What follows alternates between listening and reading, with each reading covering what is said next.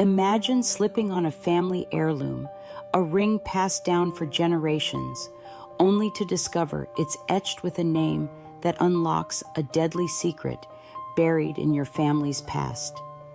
Welcome to Shocking Stories, where we uncover the chilling truths hidden in the treasures you hold dear.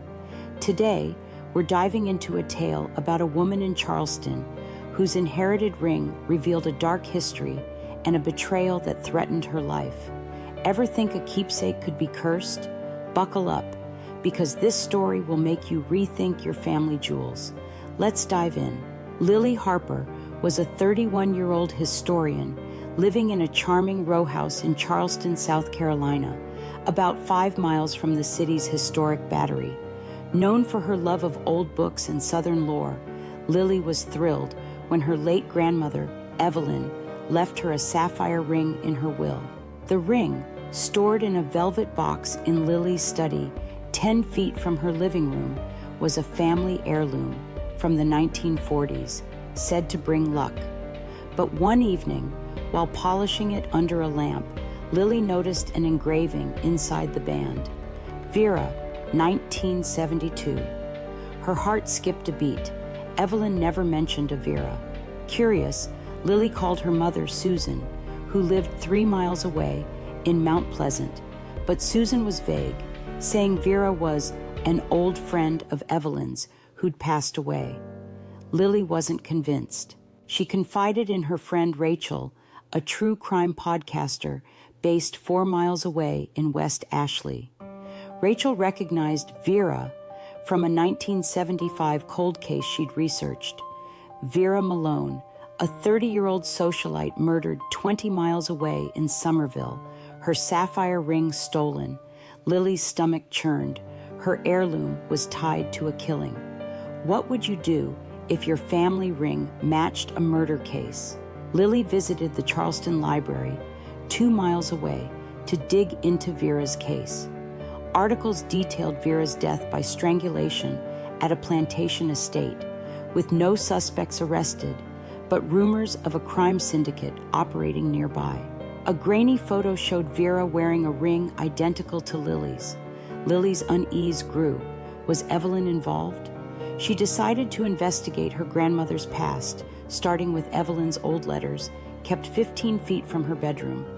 One letter from 1972 mentioned a deal with a man named Victor Klein, a known syndicate figure in Charleston. Lily's hands shook. Her grandmother had dark connections. Lily hired a private investigator, Tom Carter, based 7 miles away in James Island, who specialized in historical crimes. Tom confirmed Vera's ring was never recovered, and Evelyn's name appeared in a 1975 police report as a witness who'd seen Vera days before her death. Lily kept the ring locked in a safe, acting normal around Susan, but noticed her uncle, Richard, Evelyn's son, visiting unannounced, eyeing her jewelry 20 feet from her kitchen. One night, her study was searched 10 feet from her front door with only the ring's box disturbed. A text from an unknown number buzzed, "Give it back." Lily's fear spiked. Was Richard after the ring, or something worse? Ever feel like a family treasure is pulling you into danger? Let's see where Lily's search leads. You ever feel like you're wearing a piece of history that's screaming a warning, tying you to crimes you never knew existed?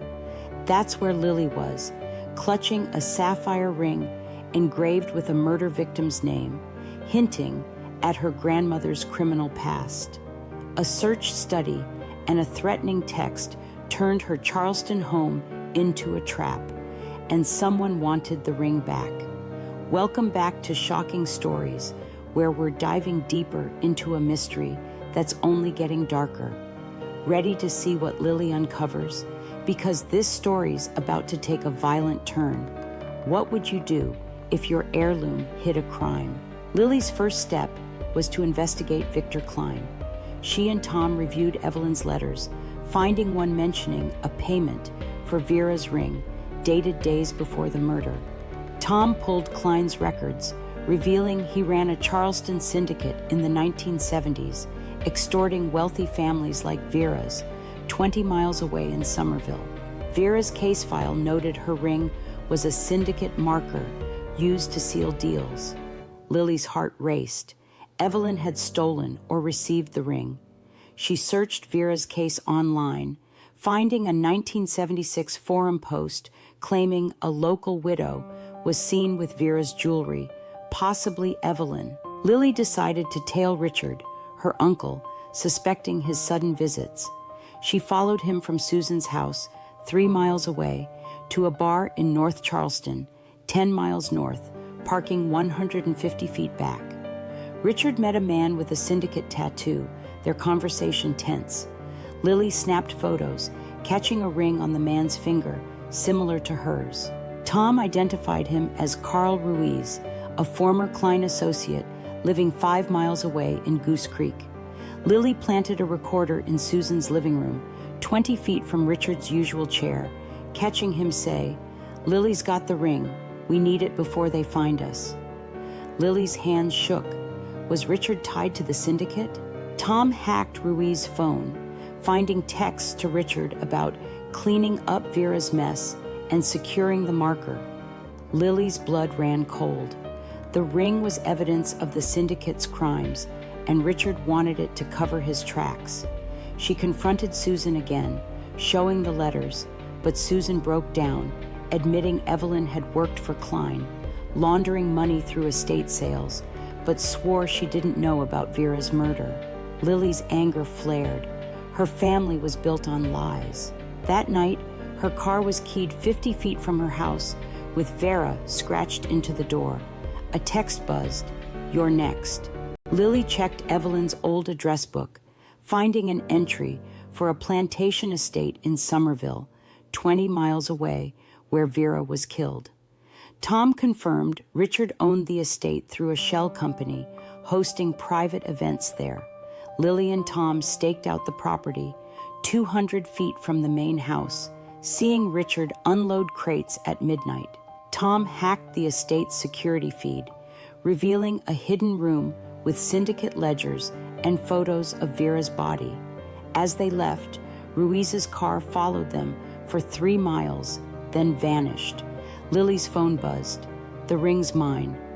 Ever get that sinking feeling your family's legacy is a curse you can't escape? Let's see what happens when Lily fights back. You ever feel like you're holding a treasure that's burning your hands, knowing it could destroy everyone you love? That's where Lily was, realizing her grandmother's ring was a syndicate marker tied to a 1970s murder, with her uncle desperate to bury the truth. A scratched car, a hidden room, and a deadly chase. Her life depended on exposing Richard. Welcome back to Shocking Stories, where we're about to uncover the final twist in a tale that turned an heirloom into a fight for survival. Ready for the shock of a lifetime? This one's going to hit you hard. What would you do if your family hid a murder? Lily took the evidence to Detective Maria Lopez at Charleston PD, 4 miles away, who confirmed Victor Klein's syndicate was under renewed scrutiny, with Vera's case reopened. The twist solidified.